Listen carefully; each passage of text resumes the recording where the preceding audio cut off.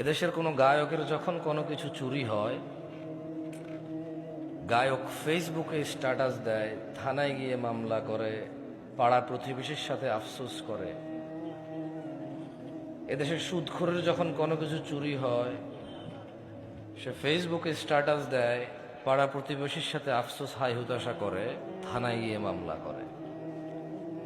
মামলা মোকদ্দমা সবই ঠিক আছে, কিন্তু সে হাই হুতাশ করে আর বলে, আল্লাহ তুমি চোরকে হেদায়েত দাও, সে আমার কত বড় ক্ষতি করছে। মোবাইলে কতগুলো নাম্বার ছিল, মোবাইলে কি ছিল? ও কিন্তু সুদ খায়। মানে ও চোরের হেদায়েত চায়, নিজের হেদায়েত চায় না। ওর কাছে চুরিটা হচ্ছে গুনাহ, এটার হেদায়েত লাগবে। সুদ গুনাহ না, এটার হেদায়েত লাগবে না। এই হিসেবে সিগারেটখোর মনে করে গাঁজাখোরের চাইতে ভালো, গাঁজাখোর মনে করে মদখোরের চাইতে ভালো, মদখোর মনে করে হিরোইন চাইতে ভালো, হিরোইনখোর মনে করে টিকটিকির লেজ খাওয়ার চাইতে ভালো। আমার মতো জামশেদ মজুমদার হুজুর মনে করে দাড়ি টুপি রাখা সব চাইতে ভালো কাজ, কিন্তু মানুষের সাথে দুর্ব্যবহার করা খারাপ কাজ না।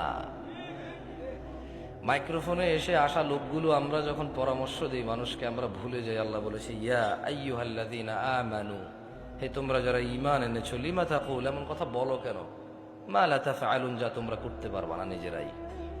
কাবুরা মাকতান ইনদাল্লাহি আন তাকুলু মা লা তাফআলুন, নিশ্চয় আল্লাহর কাছে ঘৃণিত কাজ হচ্ছে এমন কিছু যা তুমি অন্যকে বলো কিন্তু তুমি নিজে করো না। কেমন?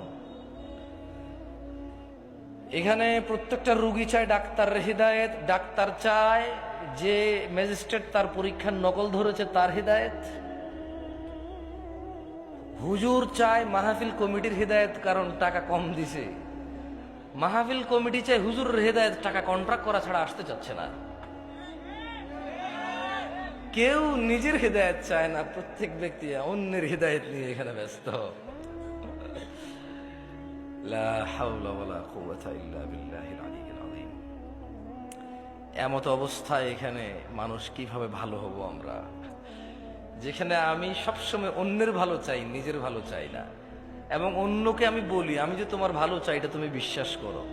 আমি কিন্তু নিজের ভালোই চাই না, আপনারা যে ভালো চাই এটা বিশ্বাস করার জন্য আপনাকে বলি আমি।